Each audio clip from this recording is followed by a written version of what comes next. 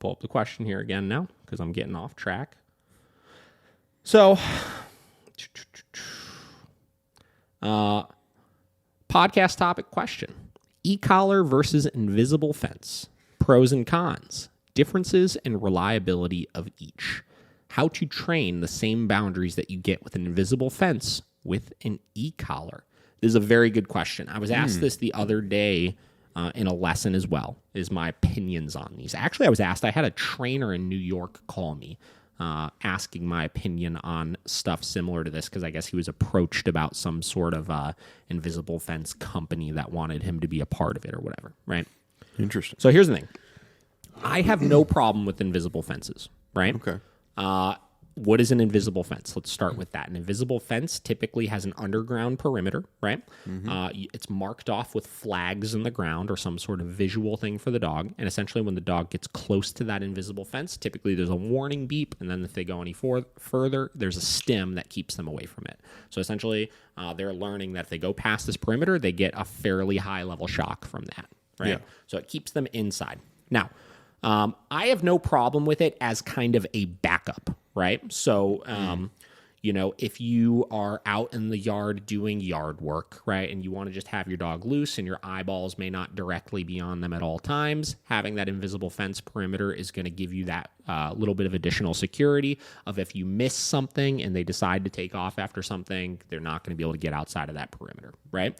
Outside of that use, I think the only benefit that an invisible fence has over an e-collar is being able to leave your dog out unattended, right? Which I don't typically recommend. Yeah. So e-collar versus invisible fence, pros and cons, right? So let's say pros of the e-collar. Being able to communicate with multiple things, not just a perimeter. I can set a perimeter with an e-collar, so I'll get to that in a minute and how you train those boundaries, right? I can communicate getting into stationary positions. I can communicate a recall in those situations, and I can make it very, very clear to the dog, right?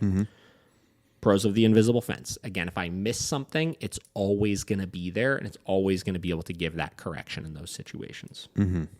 Cons.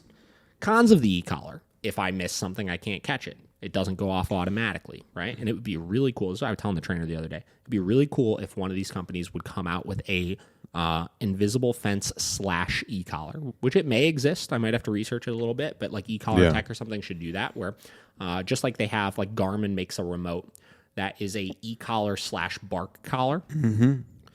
If they made an e-collar / invisible fence, I'd be pretty into that idea, right? You could set up your perimeter, but you also have the ability with that same collar the dog has to be able to communicate those boundaries, right? So it has that additional safety mechanism, but you also use it just like a standard e-collar, and you can take your dog anywhere with it, and it's just got a little on-off for it for the invisible fence. That would be sweet. E-collar technology needs to get on that game right there. Or maybe we'll patent it. Maybe. We'll see. Fuck off, e-collar. We got this. Cons of the invisible fence, lets outside things in. I always prefer a standard fence because I don't like knowing that other things can get into my yard, you know? I think a lot of people that have invisible fences, it's, you got neighbors that don't have fences and stuff, and if their dog wanders into your yard, or if another animal wanders into your yard or whatever, there's nothing you can do to keep those things out. A child, yeah, it's a great point. A lot of things, right? So I want to have my area, like in my yard or whatever, I want it to be contained. I don't want to have to worry about that kind of stuff.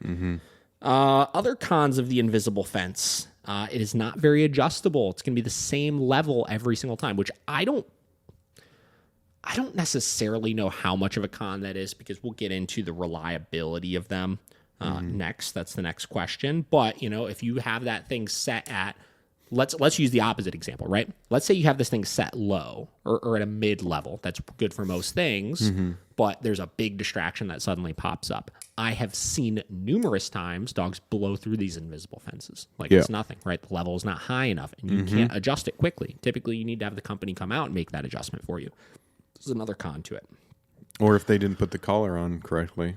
That's another fantastic point that I didn't even think about. Yeah, if your collar's not tight enough, right? It doesn't make contact. They don't get a stib for it. Yeah. Only so much you could do about it at that point, right? Yeah. So I think ultimately an invisible fence can be extremely reliable, right?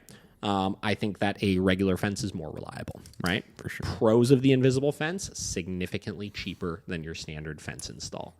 I know for a fact a fence costs around $5,000 to put in or more, depending on what kind you do. That shit gets expensive, which is why we bought a house that had a fence already there.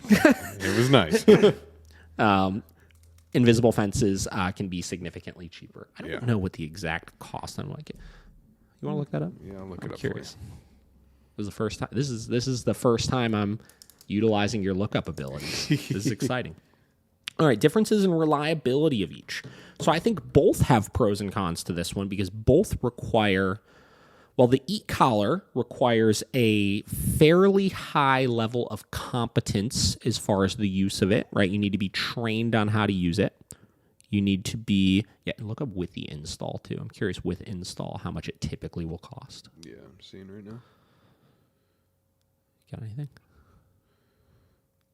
Looks like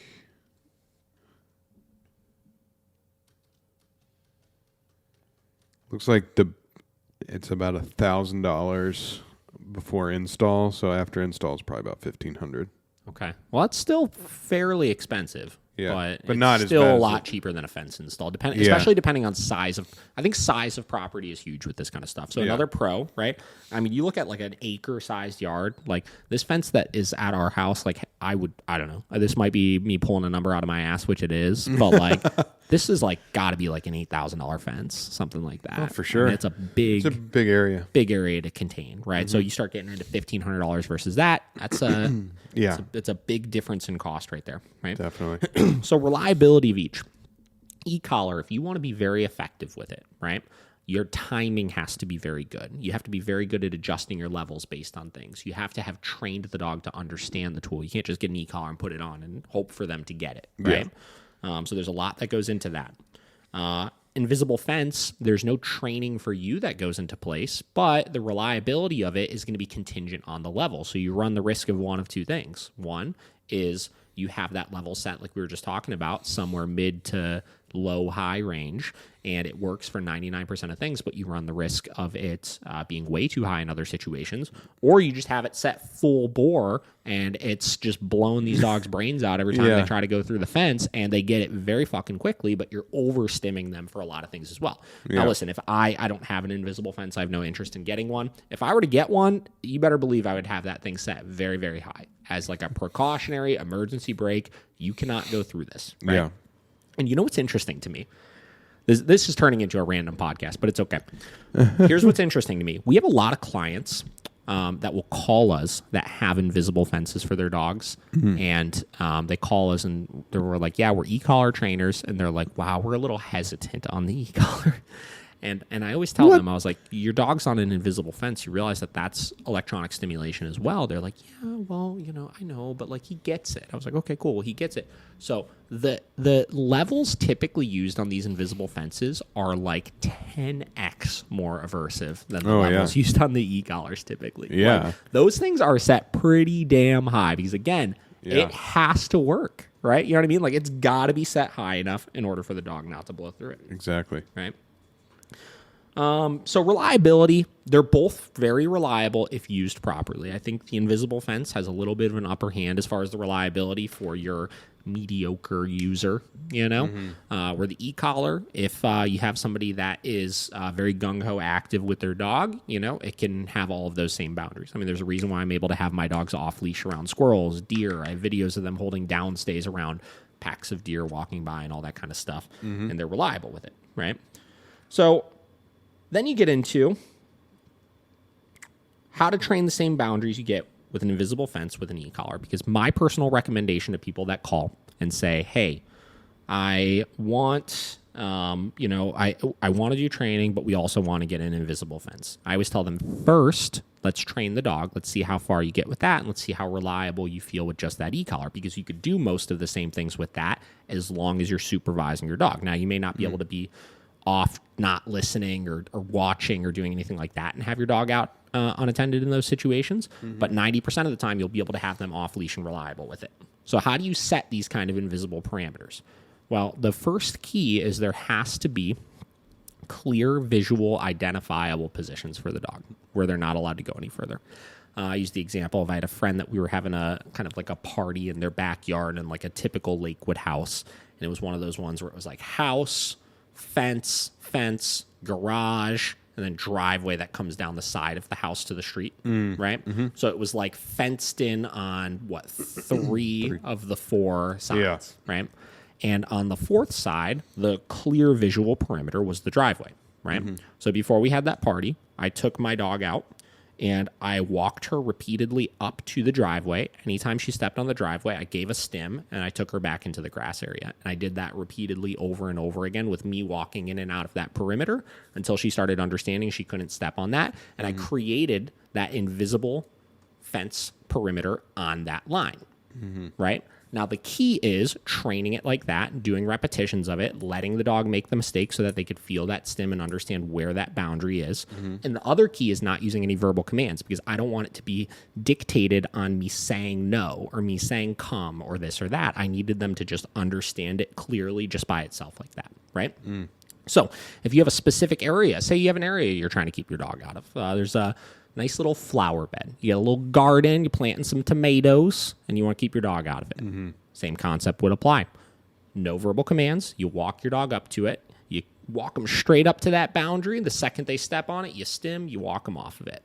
You do that over and over again until the dog avoids that specific area, right? There are ways to do this very effectively. And to some people, I feel like that sounds mean or whatever, but you could get really clear parameters like that very, very quickly and very, very efficiently, right? And it could really help you quite a bit if you don't have something like an invisible fence. But the key is the clear positions, right? You could even use the flags like people will use with invisible fences. But as long as it is a visually identifiable position, it should work all the same, right? So that's usually my recommendation for people. The key is correct timing, high enough level with any of that kind of stuff. Oh, yeah.